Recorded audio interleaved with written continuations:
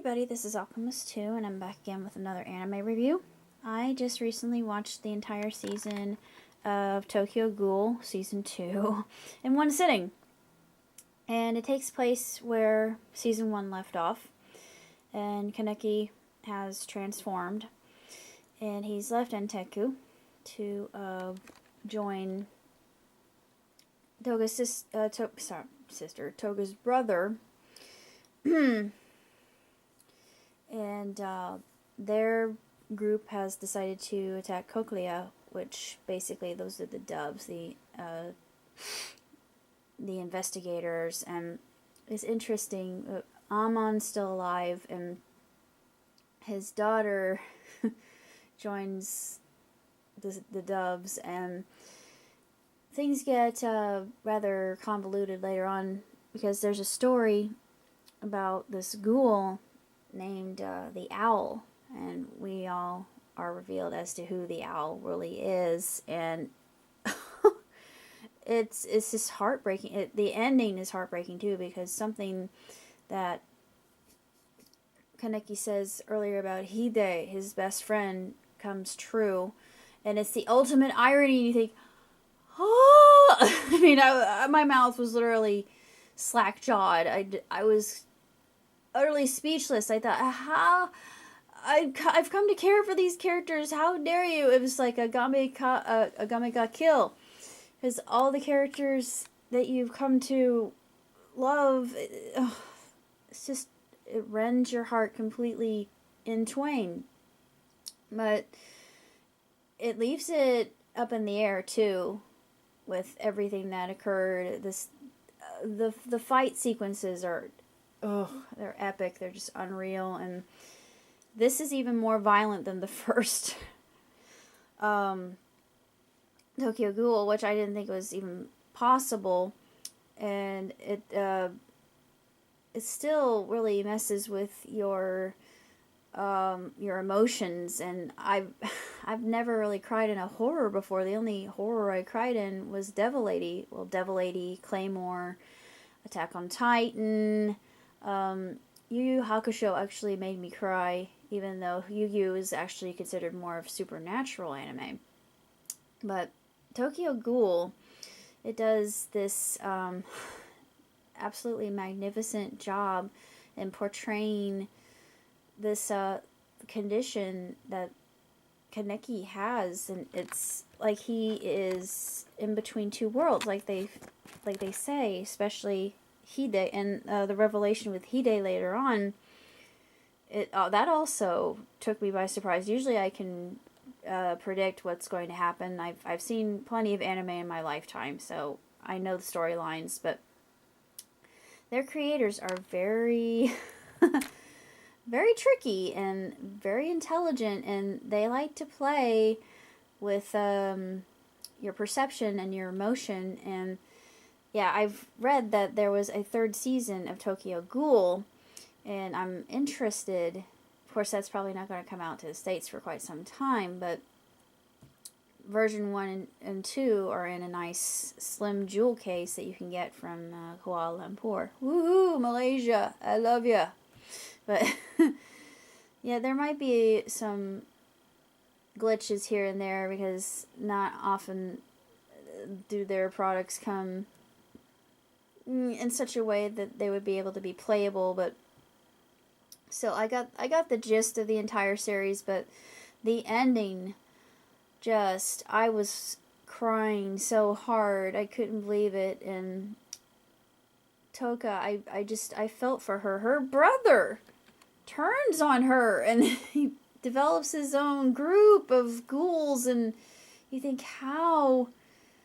And Kaneki's still struggling with the fact that he is not quite altogether ghoul and not quite altogether human. And then you have the story of the owl later on, and it's based on love, and can love survive such a relationship, and how the owl actually, his origin, and you think that's why he is what he is, and why he hates everything with such a vitriol, and it's just, he's so volatile, and it's just unbelievable. But as far as an anime series is concerned, especially for Halloween, this is absolutely perfect. And I would not recommend it to younger viewers. I would think it would have to be at least 18, maybe a little bit older, to really appreciate the ethos and the pathos and the world that the creators are trying to convey. And it's just utterly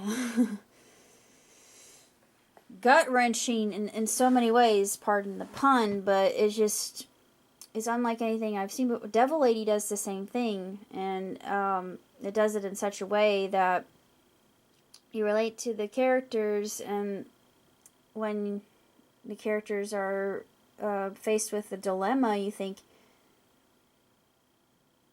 I'm glad I'm not in their shoes.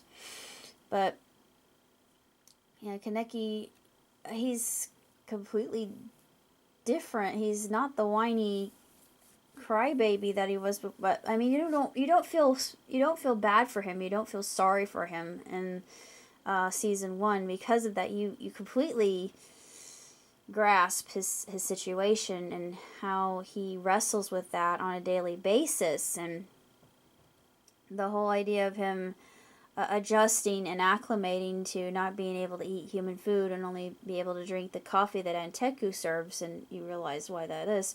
But there are flashbacks to season 1, so you have to watch season 1 before you watch season 2, or there's no continuity at all. But as far as animes are concerned, this is an absolute gem. It is, and it's creepy. There are a lot of things about it that just kind of make you shiver, and there were a lot of things that reminded me of The Grudge, and it had that kind of unnerving, eerie, ominous feel about it that just really chills you and gives you goosebumps right to your core. I mean, there's something very carnal about these characters, the ghouls, but interestingly enough, you start to understand their plight, and then it takes upon a whole new meaning, and it just really messes with your mind. But still, it's absolutely incredible. It's one of the best things I've seen made in a good long time.